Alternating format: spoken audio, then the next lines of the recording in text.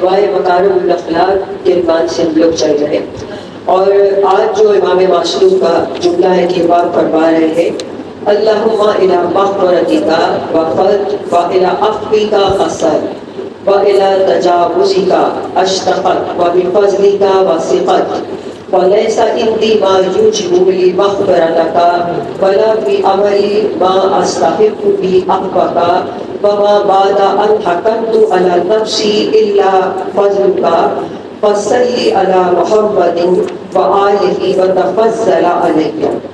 امام فرمانے کے معبود میں بخشش کی خواہش لے کر تیرے پاس آئے اور معافی لینے کو حاضر ہوا، اور تیری طرف سے درگزر چاہتا ہوں، تیرے کرم پر بھروسہ رکھتا ہوں، اور میرے پاس کوئی ذریعہ نہیں ہے ایسا کہ تو مجھے بخش دے، کوئی تیرے علاوہ کوئی ذریعہ نہیں کہ کہیں سے میں اپنی بخشش جو ہے وہ کرا لوں، اور میرے پاس کوئی عمل ایسا نہیں ہے کہ مجھے امید ہو کہ تو مجھے بخش دے۔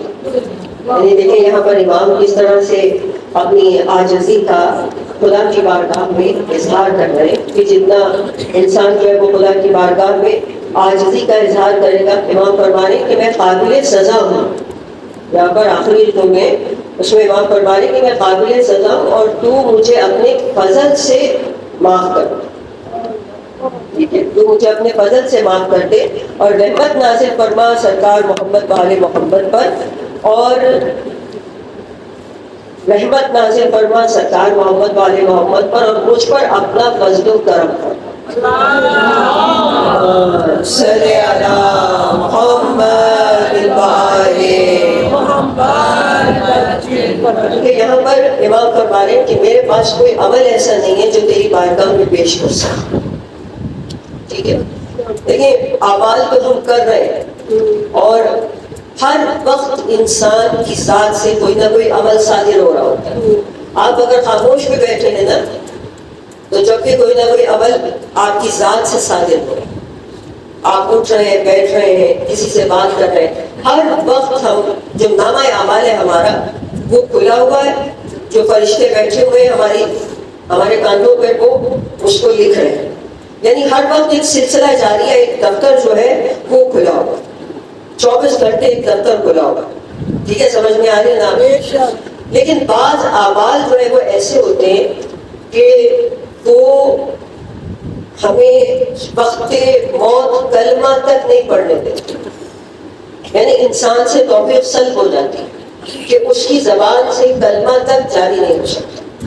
فضیل بن فیاض کا ایک شاگرد تھا جو بہت قابل تھا، جب وہ مرنے لگا تو فضیل نے اس کو کہا کہ تم کلمہ شہادتین پڑھو، مگر وہ اپنی زبان پہ اس کو جاری ہی نہیں کر سکا، اس کو بڑی کوشش کی کہ وہ اس کو جاری کرے۔ پھر اس کے بعد اس کو کہا کہ اچھا سورہ یاسین پڑھنی شروع کی، تو اس نے روک دیا کہ مت پڑھو، مطلب وہ نہیں اس کو برداشت نہیں کر پا رہا، اس کو سن نہیں پا رہا، اور اسی طرح وہ دنیا سے رخصت ہو گئے۔ تو فضیل نے اسی رات اس کو خواب میں دیکھا کہ اس کو جہنم کے فرشتے جہنم کی طرف کھینچ کر لے کر جائے۔ تو اس سے پوچھا کہ آخر تم نے کیوں کلمہ شہادتین زبان پر جاری نہیں کیا؟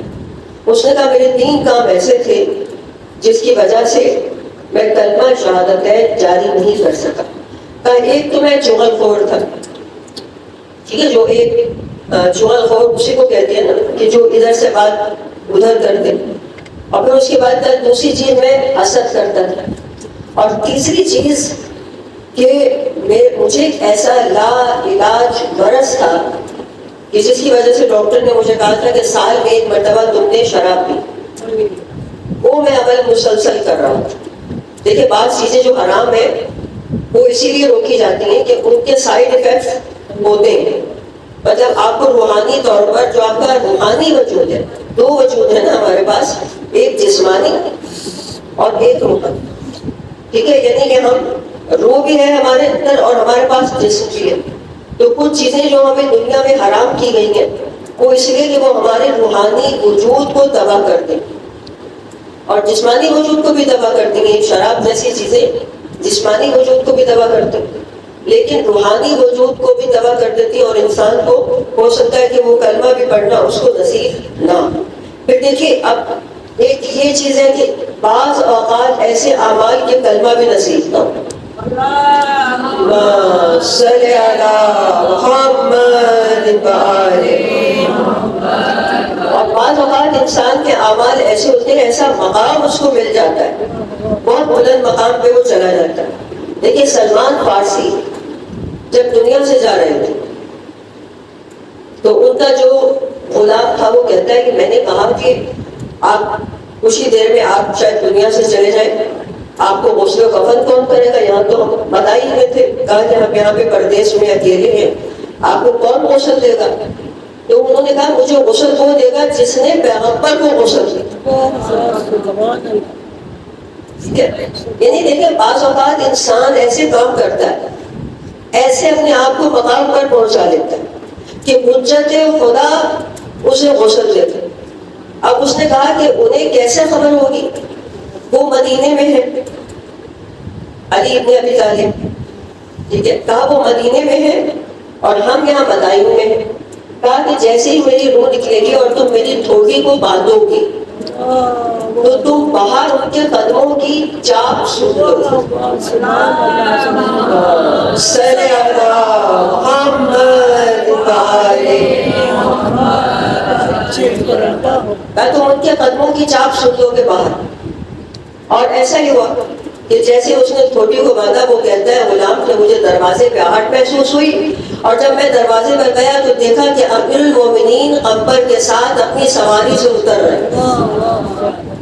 دیکھیں اس طرح ہوتا ہے کہ جب کوئی شخص, اب دیکھیں سلمان فارسی انسان ہی ہے نا, ایک عام انسان ہے, اور پہلے آتش پرست سید بھی نہیں تھے, کسی مسلمان گھرانے میں بھی پیدا نہیں ہوئے, لیکن اپنے آپ کو آہستہ آہستہ اس مقام پہ پہنچا جائے کہ وقت کا امام غسل و کفن کے لیے آتا ہے, وقت کا امام نماز جنازہ پڑھنے کے لیے آتا ہے.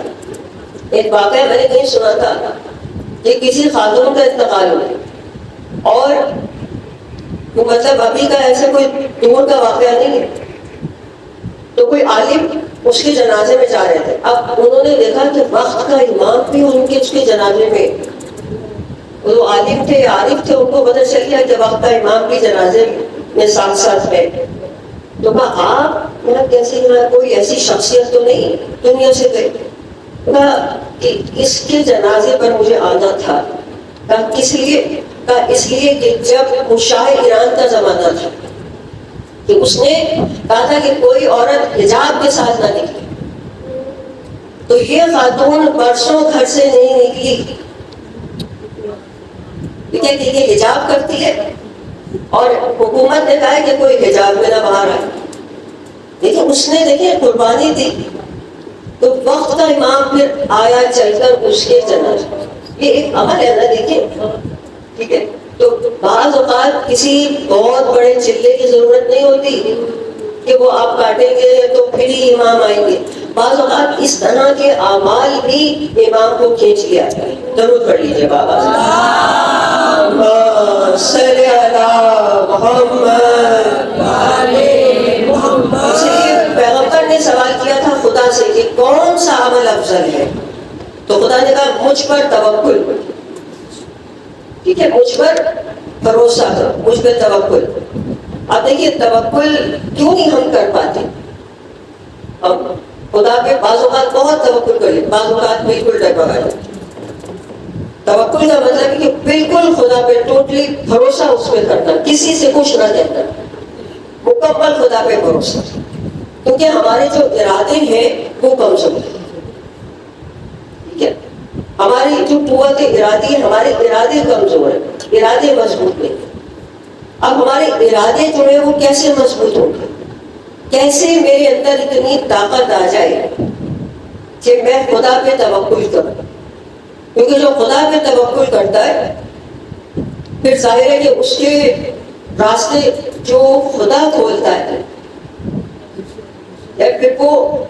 پھر وہ راستے یہ سمجھنے کہ اس میں کوئی رکاوٹ نہیں آتی. جو راستہ خدا کھولے گا, کچھ راستے ہم خود بنانے کی کوشش کر رہے ہوتے ہیں, اس میں کبھی کامیاب ہو جاتے ہیں کبھی نہیں ہوتے, لیکن جو راستہ خدا بناتا ہے اس میں پھر ہمیشہ پائی جاتی ہے. تو کیوں ایسا ہے کہ ہم توکل نہیں کر پاتے؟ کیونکہ ہمارا ارادہ کمزور ہے، ہمارے اندر قوت نہیں ہے۔ اب یہ کیوں ارادہ کیوں کمزور ہے؟ تو عرفا یہ کہتی ہے اگر آپ ایک چیز پہ کنٹرول کریں تو آپ کے ارادے مضبوط ہو سکتے ہیں، آپ کے اندر قوت شجاعت آ سکتی ہے۔ اور وہ کیا کہا کہ اپنی زبان پہ کنٹرول کرو، ٹھیک ہے؟ بات کیا ہے، جو ہم یہ فضول بول رہے ہوتے ہیں نا، کیونکہ جو کچھ بھی آپ بول رہے ہوتے ہیں اس کا اثر آپ کے اندر ہو رہا ہوتا ہے، آپ کے قلب پہ اثر ہوتا ہے۔ جب آپ فضول بات کرتے ہیں تو آپ کے قلب اور دماغ فضولیات سے بھر جاتے ہیں اور آپ کے ارادوں کو کمزور کرتے ہیں۔ اور جب آپ اللہ کا ذکر کرتے ہیں، قرآن پڑھتے ہیں، تو آپ کے دل و دماغ جو ہے وہ خدا کے نور سے بھر جاتے ہیں اور آپ کے اندر طاقت اور ارادوں میں مضبوطی پیدا ہوتی ہے۔ ٹھیک ہے؟ آپ نے دیکھا نہیں جو عرفا ہوتے ہیں وہ کم بات کرتے ہیں، بات ہی نہیں کرتے، بہت کم وہ بات کرتے ہیں۔ آیت اللہ کشمیری کے جنہوں نے کتنے سال منہ میں پتھر رکھا، وہ لوگ باقاعدہ پریکٹس کرتے ہیں کہ ہم نے بولنا نہیں، کیونکہ کہتے ہیں کہ سب سے بڑی جو عبادت ہے وہ خاموشی، سب سے بڑی عبادت ہے۔ تو اگر کوئی چاہتا ہے کہ اس کے اندر طاقت ہو، اس کے اندر شجاعت آئے، تو توکل کو کرنا سیکھے، تو وہ اچھی صفات کی طرف بھاگے۔ جیسے دعائے مکارم الاخلاق، آپ نے دیکھا نہیں کہ اس میں امام ساری جتنی بھی چیزیں مانگ رہے ہیں خدا سے وہ سب اچھی صفات ہیں، ایسا ہے یا نہیں؟ ٹھیک ہے، جتنی بھی چیزیں مانگ رہے ہیں وہ سب اچھی صفات ہیں، تاکہ ہمارے اندر استقامت اور توکل پیدا ہو سکے۔ جتنی اچھی کوالٹیز اندر ہوگی اتنی استقامت شجاعت زیادہ ہوگی، بڑھتی چلی جائے گی۔ جنگ احد میں 2 مرتبہ دیکھیے حملہ کیا نا دشمن نے، آپ کو پتا ہوگا جنگ احد میں، تو اس میں ابو سفیان جو تھا وہ حیران ہو گیا مسلمانوں کی استقامت کو دیکھ کے۔ کچھ جو گروہ تھا، ایک گروہ مسلمانوں کا جن کے اندر جو جمے رہے، کچھ تو وہ تھے نا جو پہاڑ پہ چڑھ گئے، کچھ وہ تھے جو میدان میں ڈٹے رہے۔ اب ابو سفیان ان کی استقامت کو دیکھ کے حیران ہو گئے، کیونکہ جو پہلا حملہ ہوا تھا جنگ احد میں اس میں 70 شہید ہو گئے تھے مسلمان، اور جو باقی تھے وہ شدید زخمی تھے، حتیٰ کہ قرآن نے ان کو کہا ہے مجروح لشکر، زخمی لشکر۔ خود حضرت علی کے جسم پہ 60 زخم تھے اور ہر زخم سے خون بہ رہا تھا۔ یعنی ابو سفیان حیران تھا کہ ان کے اندر اتنی استقامت پائی جاتی ہے، ہم ان کو ڈرا رہے ہیں، ان کو خوف دلا رہے ہیں، مگر یہ زخمی ہے، مگر یہ اپنے مقام پر جمے ہوئے۔ اور ایسے ہی عالم میں کہ جب سب زخموں سے چھوٹے انہوں نے دوسرا حملہ کر دیا۔ اب آپ دیکھیں کہ استقامت اور توکل خدا پہ اس گروہ کا، چھوٹا سا گروہ تھا، اتنا زیادہ تھا کہ دوسرا حملہ ہو کیا تو زخمی ہونے کے باوجود یہ ان پہ ٹوٹ پڑے اور ہاری ہوئی بازی کو جیت لیا۔ تو جب کوئی خدا پہ توکل کرتا ہے تو خدا بے شک وہ زخمی ہو، مگر خدا بندے عالم اس کے اندر طاقت پیدا کر دیتا ہے، خدا اس کے اندر شجاعت پیدا کر دیتا ہے۔ محمد تو اسی طرح جتنی خدا پہ توکل مضبوط ہوگا، جتنی مشکلات پڑیں گی کسی پہ، وہ کھڑا رہے گا، وہ گھبرائے گا نہیں۔ اسی طرح دوسرا واقعہ ملتا ہے ابن ابی عمیر کا، یہ جو 8ویں امام علی رضا علیہ السلام کا شاگرد تھا۔ صلی اللہ محمد اور یہ شاگرد تھا امام کا، اس کو پکڑ کے لے گئے قید خانے میں، اس کو ڈال دیا۔ اب 3000 احادیث اس کو ویسے ہی یاد تھا، اتنی اس کی کتابیں تھی کہ پوری لائبریری کے مطابق کے برابر اس کے پاس کتابیں، اور یہ کہتا تھا کہ اگر کیونکہ دشمن تھا زمانہ، کتابیں چھین لیتے تھے، جلا دیتے تھے، اس نے کہا تھا کہ اگر ساری کتابیں بھی میری کوئی جلا دے تو 10,000 احادیث مجھے زبانی آئے، میرے دماغ کے اندر محفوظ۔ ٹھیک ہے، اب دیکھیں ہم تو ایک حدیث یاد نہیں کر سکتے، ایک مومن کو کہا گیا کہ وہ 40 احادیث یاد کرے۔ یہ کون سے دماغ کے لوگ تھے؟ ان کے پاس کیسے اتنا دماغ تھا کہ 10 احادیث زبانی یاد؟ ٹھیک ہے، تو یہاں پہ بھی علماء اور کہتے ہیں کہ اگر آپ اپنے دل و دماغ کے اندر کچرا بھریں گے، کیونکہ ہم نے کچرا زیادہ بھر رکھا ہے، اس لیے ہمیں احادیث یاد نہیں ہوتی، اس لیے جب ہم نماز میں کھڑے ہوتے ہیں تو وہ سارا کچرا ہمارے اوپر گرنے لگتا ہے. ٹھیک ہے، جیسے ہی نماز شروع کرتے ہیں وہ کچرے کا ڈبہ کھل جاتا ہے اور وہ تمام خیالات، فضولیات، وہ سب جو ہے وہ سامنے آنے لگتے ہیں. جو اندر آپ بھریں گے وہی باہر نکلے گا. جیسے کہتے ہیں کہ برتن میں جو ڈالو گے اس میں سے وہ بھی تو نکلے گا، کچھ اور تو نہیں نکل آئے گا. ٹھیک ہے، ایسا تو نہیں ہوگا کہ پانی ڈالو گے تو دودھ نکل آئے گا. ٹھیک ہے، تو اس ظرف میں جو اندر برتن رکھا ہے اس میں جو ڈالو گے وہی نکلے گا. کچرا ڈالو گے کچرا نکلے گا، علم ڈالو گے نور نکلے گا. ٹھیک ہے، قرآن بھرو گے تو نور باہر، روشنی باہر آئے گی جو تمہیں بھی منور کرے گی اور دوسروں کو بھی منور کرے گی. اس کا اندازہ ہمیں ابھی دنیا میں نہیں ہوگا. یہ ہمیں ہوگا کب؟ محشر کے میدان جہاں ٹوٹلی اندھیرا ہوگا. اس وقت کہتے ہیں کہ جو ٹارچ ہے نا وہ آپ کے اعضائے بدن ہوگا. اب یہ ہمارے اعضائے بدن جس طرح ہم نے دنیا میں استعمال کیے ہوں گے، ہو سکتا ہے کہ روشنی نکل آئے، ہو سکتا ہے نہ نکلے. اس لیے کہا نا کہ دائم الوضو رہو. تو اب اس شاگرد کو پکڑ لیا گیا اور اس کو 120 کوڑے مارے گئے کہ بتاؤ تمہارے اور کون کون سے امام کے شاگرد ہیں. اس کا بدن سیاہ پڑ گیا، لیکن خدا پہ بھروسہ کر رہا ہے، نہیں بتا رہا. اور خود کہتا ہے کہ ایک ٹائم ایسا آیا مار کھاتے کھاتے کہ یہ بے سود ہو گیا. اس نے کہا کہ اب مجھے بتانا پڑے گا ورنہ میں پٹتا رہا. اب وہاں پہ ایک اور شاگرد تھا، وہ بھی قید تھا، محمد بن یونس. جیسے اس نے دیکھا کہ یہ ڈاؤن ہو رہا ہے، اس نے فوراً اس کو چارج کیا، تبلیغ کی. کہا کہ کیسی باتیں کر رہے ہو، اللہ پہ بھروسہ کرو، اللہ پہ توکل کرو.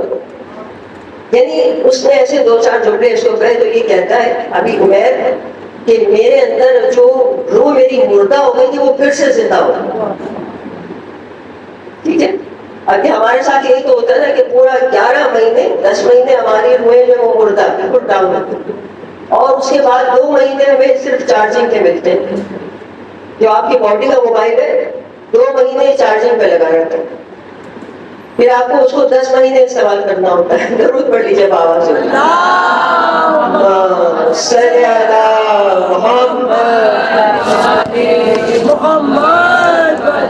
تو استقامت اور توکل سے کیا ہوتا ہے کہ مشکلیں آسان ہو جاتی. مشکلات آئیں گی، ایسا نہیں ہم یہ چاہتے ہیں کہ مشکلات آئیں ہی نہ. تو یہ دنیا تو مشکلات کا گھر ہے نا، مشکلات تو لازمی آئیں گی. لیکن اسی لیے یہ ساری چیزیں بتائی جاتی ہیں کہ مشکلات سے نمٹنے کے لیے تمہارے اندر طاقت پیدا ہو، تمہارے اندر استقامت ہو، تم ان سے لڑ سکو. پھر آپ دیکھیے کہ ہم لوگ جو ہے کچھ کام ایسے کر رہے ہیں. ایک مسلمان کو کہا گیا کہ کار انبیاء انجام دو، یعنی جو کام انبیاء کرتے تھے. اب دوسرے مسلمانوں کو تو پتہ نہیں، لیکن ہم ایک کام ایسا کر رہے ہیں جو کار انبیاء ہے، اور وہ کیا ہے؟ گریا. ٹھیک ہے، ہر نبی نے گریا کیا. گریا بہت ضروری ہے. اگر آپ کو انسان کامل بننا ہے نا تو گریا کرنا پڑے گا. صلی اللہ محمد. بلند آواز سے درود پڑھیے. صلی اللہ محمد. ٹھیک ہے، یہ کار انبیاء ہے گریا، بکا کرنا. اور گریا یہ جو ہمارے محرم دراصل جب شروع ہوتا ہے تو دسترخوان جو نازل ہوتا ہے، ایک روحانی دسترخوان، ایک مادی تو ہے کہ آپ کو تبرک ملتا ہے، لیکن ایک روحانی دسترخوان بھی ہے جس میں رزق جو ہے وہ گریا میں رزق ہے. گریا جو ہے یہ رزق ہے، ایک رزق. یعنی آپ کو اگر گریا آ رہا ہے تو سمجھیں کہ آپ کو وہ رزق مل رہا ہے اگر آپ گریا کر رہے ہیں. کیونکہ یہ انسانیت کی تکامل کے لیے گریہ ضروری ہے، انسانی کامل بننے کے لیے گریہ ضروری ہے. کبھی خدا کی یاد میں گریہ، کبھی خدا کے عشق میں گریہ، کبھی اپنے گناہوں پہ گریہ. اور ہم کتنے خوش نصیب ہیں کہ ہماری آنکھ کائنات کا جو عظیم ترین غم ہے اس میں گریہ کرتی. ٹھیک ہے، جس غم میں پوری کائنات روتی ہے، سمندر کی مچھلیاں تک گریہ کرتی ہیں جب محرم شروع ہوتا ہے. ٹھیک ہے، آسمانوں کے پرندے، جن و انسان سب گریہ کرتے ہیں. اب دیکھیے یہی تو ہمارے 8ویں امام امام علی رضا علیہ السلام صلی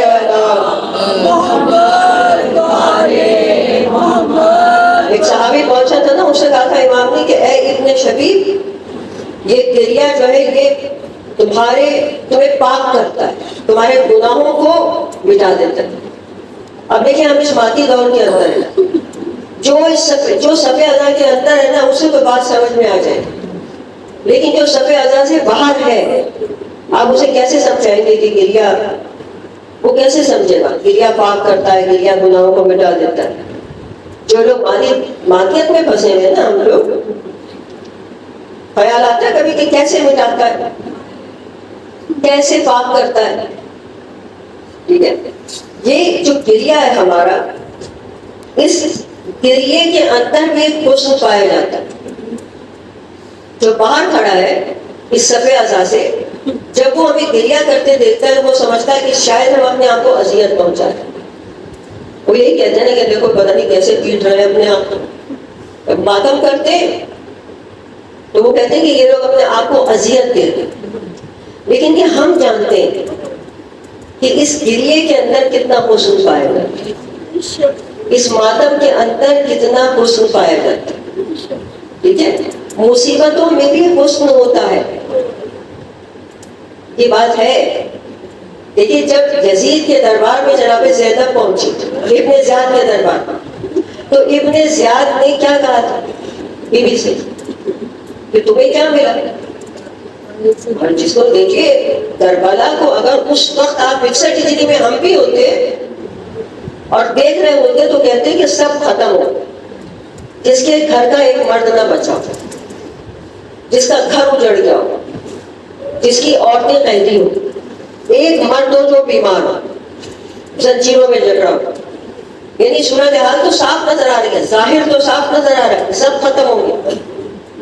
تو ابن زیاد نے جناب زینب سے کہا آپ کو تو کچھ بھی نہیں ملا، آپ کے پاس کیا بچا، آپ نے کیا دیکھا کربلا میں؟ تو بی بی نے کہا ہم نے تو سوائے جمال کے کچھ بھی نہیں دیکھا. یعنی ہمیں تو صرف کربلا میں حسن ہی نظر آیا. عرفا یہاں کہتے ہیں کہ مصیبتوں میں ایک حسن ہوتا ہے جو ان مصیبتوں کو سہتا ہے. یعنی بی بی کا جو لقب ہے ام المصائب، ام المصائب، یہ ایسے نہیں لقب مل گیا. جب تک کوئی ان مصیبتوں سے نہ گزرے، مصیبتوں سے گزر کے لقب ملتا ہے ام المصائب. درجہ ملنا آسان نہیں ہوتا. ٹھیک ہے، اس کی خاطر بی بی نے وہ جتنے مصائب تھے کربلا میں وہ اپنے اوپر لیے. ہمیں تو کہا گیا کہ آؤ بیٹھو سنو گریہ کرو ثواب لو چلے جاؤ، لیکن تیر تلواریں نیزے پتھر بے ردائی ہاتھوں کا بندھنا یہ سب کچھ انہوں نے اپنے اوپر لیا. تو لیکن یہ کربلا کا جو سفر ہے نا یہ آسان سفر نہیں ہے. کربلا کا سفر ہے یہ مشکلات سے بھرا ہوا، لیکن یہ سفر عشق خدا میں تھا، عشق خدا میں. اسی لیے ان مصیبتوں میں حسن، جو خدا کے راستے میں مصیبت آتی ہے نا، یہ امام حسین نے اور جناب زینب نے بتایا کہ جو خدا کے راہ میں مصیبت آتی ہے اس مصیبت میں ہمیں تو سوائے جمال کے کچھ نظر نہیں آیا. جبھی تو آپ دیکھیے کہ جوانوں کی لاشیں اٹھا رہے تھے اور سجدے کر رہے تھے، لاشیں اٹھا رہے تھے اور شکر کے سجدے کر رہے تھے، کیونکہ خدا کی راہ میں سب کچھ جا رہا تھا، فضول نہیں جا رہا تھا. انہیں پتا تھا کہ یہ سب ہم عشق خدا میں کر رہے ہیں، یہ سب کچھ خدا کی راہ میں جا رہا ہے. اور اس لیے جب مدینے سے نکل رہے تھے امام حسین تو آپ نے کہہ دیا تھا کہ جو خون بہا سکتا ہے وہ چلے ہمارے ساتھ. یعنی شروع دن سے اعلان کر رہے ہیں کہ میں شہادت کے لیے جا رہا ہوں, میں خون دینے جا رہا ہوں, جو خون بہا سکتا ہے وہ ہمارے ساتھ تھا. دیکھیے ایران عراق کی جو جنگ ہوئی تھی 1980 میں, 10 سال چلی, اور وہاں جو شہید جو لڑکے تھے شہادت کے لیے جو گئے ہوئے تھے, جو جنگ کرنے کے لیے گئے ہوئے تھے, ان کی شرٹس کے پیچھے لکھا ہوتا تھا یا شہادت یا زیارت. یعنی تیسرا آپشن ہی نہیں تھا کہ یا تو ہمیں شہادت ملے یا امام ہمیں اپنی زیارت کروا دو. دیکھیے ذرا صلی اللہ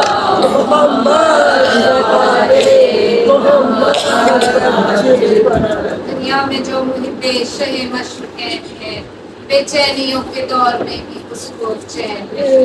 باطل کے سامنے جو جھکائے نہ اپنا سر, باطل کے سامنے جو جھکائے نہ اپنا سر, سمجھ لو اس کے ذہن کا مالک حسین ہے. حسینیت یزیدیت حبیب خدا خط انبیاء رحمت للعالمین بلند کر صلوات.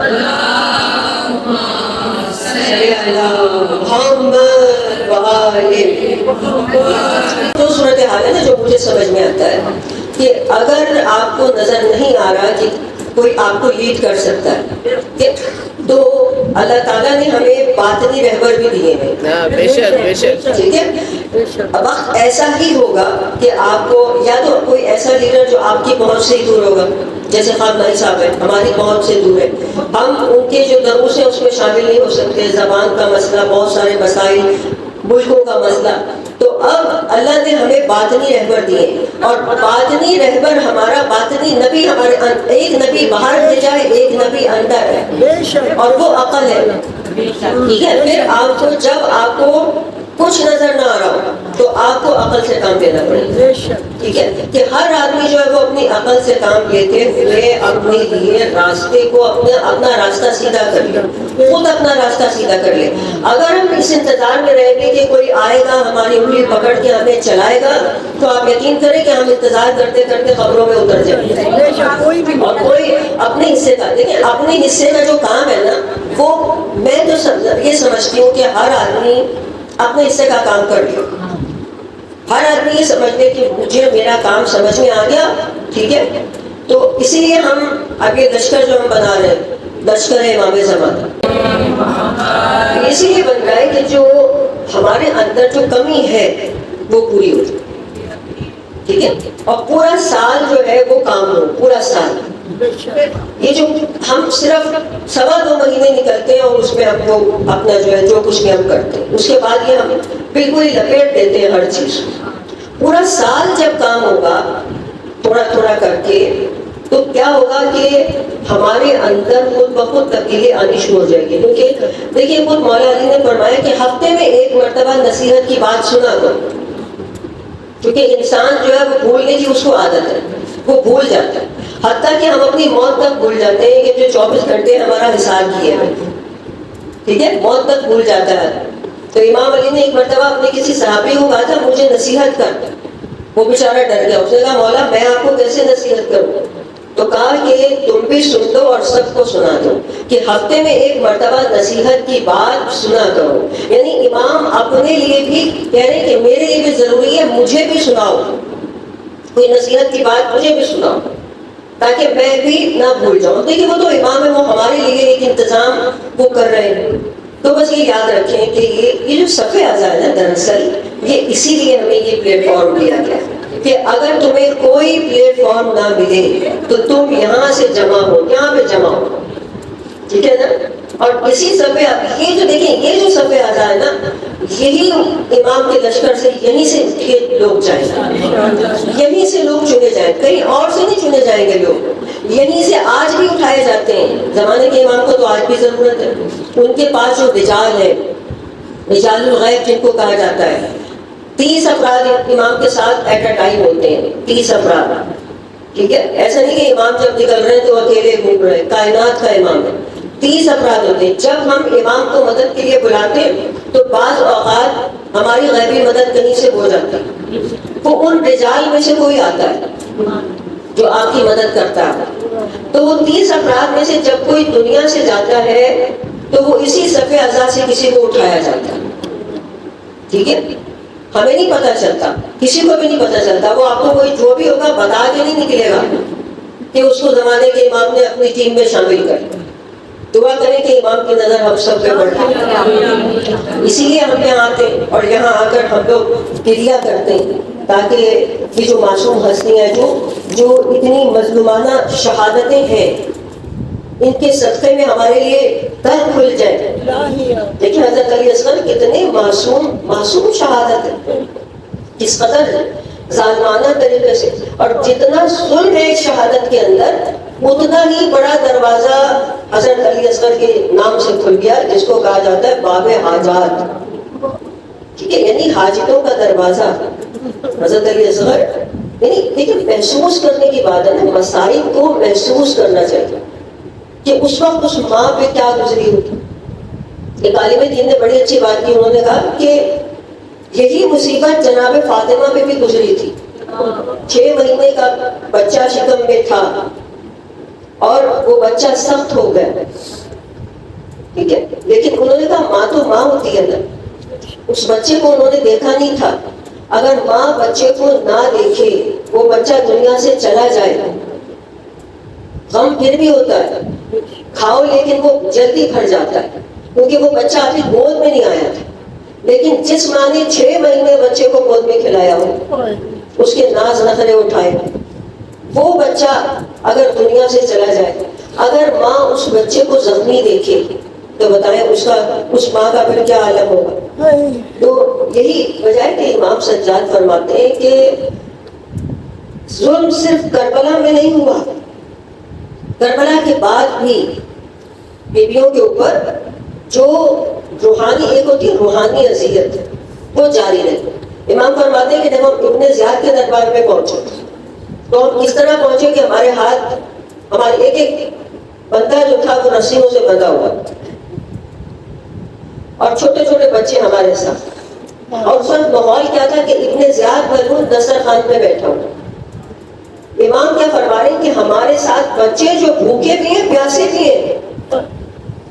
اب دیکھیے اگر کوئی دسترخوان پر بیٹھا ہو اور سامنے بھوکے پیاسے بچے کھڑے ہو, ان بچوں پر کیا گزرے. اب یہ ملعون دسترخوان پر بیٹھا ہوا اور یہ ایک شخص سامنے کھڑا ہوا بتا رہا ہے, اس کے سامنے کٹی ہوئی گردنیں پڑی, تعارف کروایا جا رہا ہے کہ یہ کس کا سر ہے, یہ کس کا سر ہے. ایک بتانے والا بتا رہا ہے یہ اونو محمد کے سر ہے, یہ قاسم کا سر ہے. ایک مرتبہ اس نے کہا کہ یہ کٹا ہوا سر یہ علی اکبر کا سر ہے. اب جب اس نے علی اکبر کا کٹا ہوا سر دیکھا تو وہ کھانا کھانا بھول گیا. ایسا خوبصورت جوان. اس نے کہا میرے سپاہیوں بتاؤ تمہیں کس نے کہا تھا حسین کو قتل کرو. کہا آپ نے ہی تو کہا تھا حسین کو قتل کرو.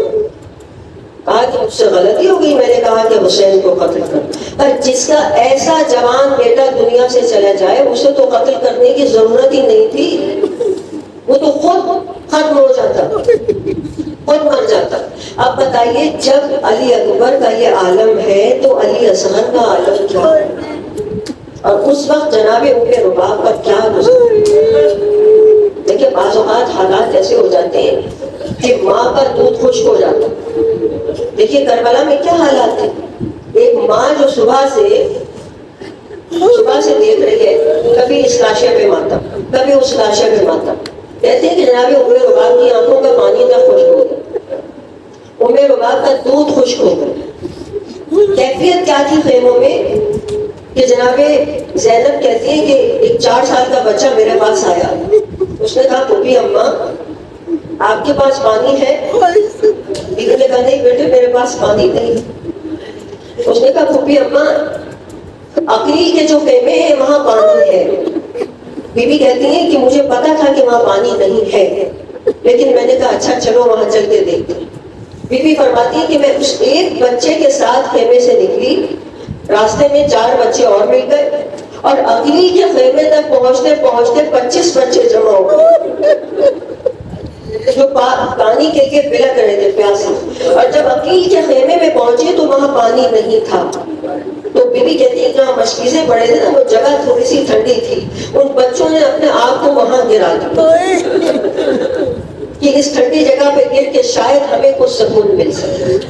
اب مجھے بتائیے کہ 4-5 برس کے بچے ہیں تو علی اصغر کا عالم کیا ہوگا؟ علی اصغر کس طرح تڑپ رہا ہوگا؟ جناب زینب کہتی کہ میں نے رباب کو دیکھا کہ اپنی قمیص کے دامن سے بچے کو ہوا چل رہی کہ شاید میرے بچے کو کچھ سکون مل جائے، شاید اسے کچھ راحت مل جائے۔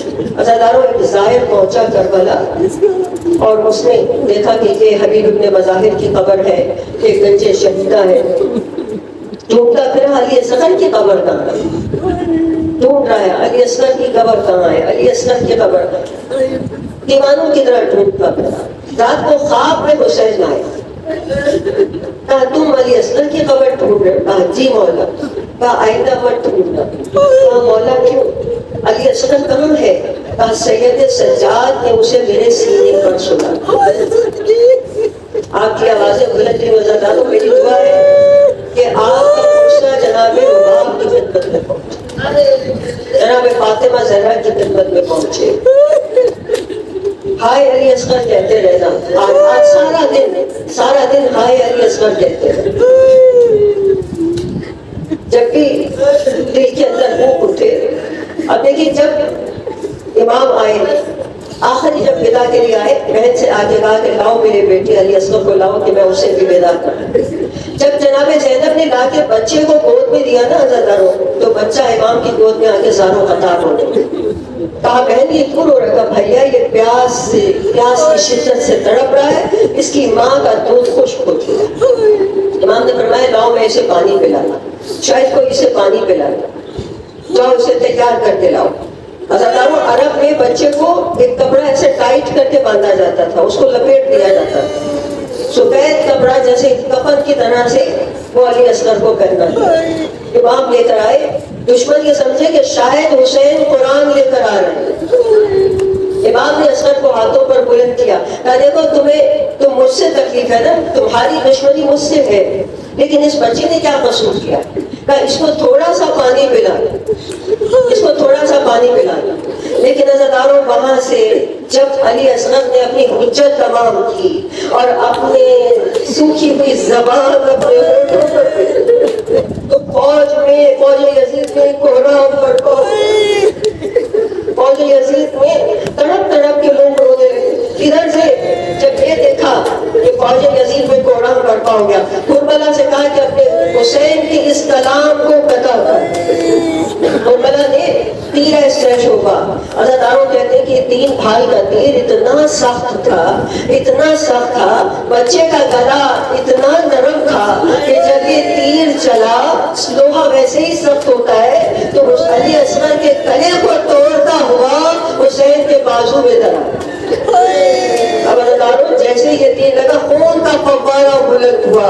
ایک مرتبہ میرے امام نے اپنی ابا کے دامن سے خنجر نکالا، وہ جس کپڑے میں علی اصغر کو لپیٹا گیا تھا اس کو پھاڑا۔ کیوں پھاڑا؟ تاکہ علی اصغر کو تڑپنے میں آسان۔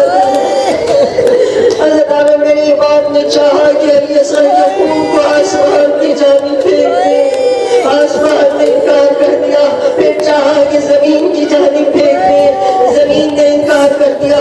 ایک مرتبہ علی اصغر کے خون کو اپنے چہرے پر مل لیا کہ اپنے نانا کے سامنے اسی حال میں جاؤں گا۔ عزاداروں میرا مولا علی اصغر کے لاشے کو لے کر خیمے کے در پر آیا۔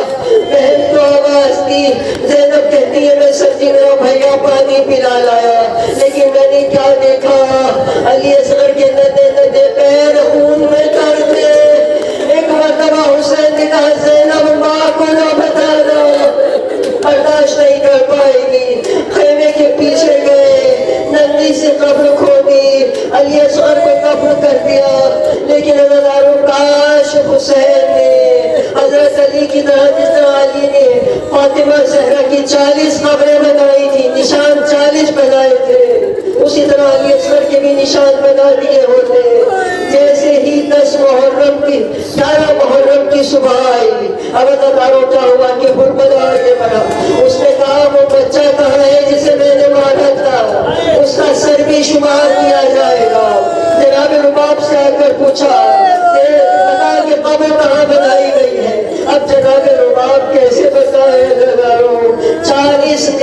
سردار نکلے ہاتھوں میں نیزے لیتے جہاں نرم زمین دیکھتے وہیں پہ نیزے کو کاٹ دیتے جب ایک جگہ نیزہ نہ لگا علی اصغر کا ننھا سا سر نیزے میں الجھ کر ارے باہر ہو گیا اس ظالم نے کہا رباب تو نے خبر کا نہ بتایا تھا تیرے سامنے تیرے بچے کو ذبح کروں گا اگر السلام ہو جناب رباب پر اپنے بچے کو ذبح ہوتے دیکھا ایک مرتبہ فریاد کی میرے اصغر کو 3 مرتبہ ذبح ہوا ایک مرتبہ تیر سے ذبح ہوا ایک مرتبہ نیزے سے ذبح ہوا ایک مرتبہ تلوار سے ذبح ہوا انا للہ و انا الیہ راجعون آنے والے ہماری اس ولیت سی عبادت کو قبول فرما پروردگارہ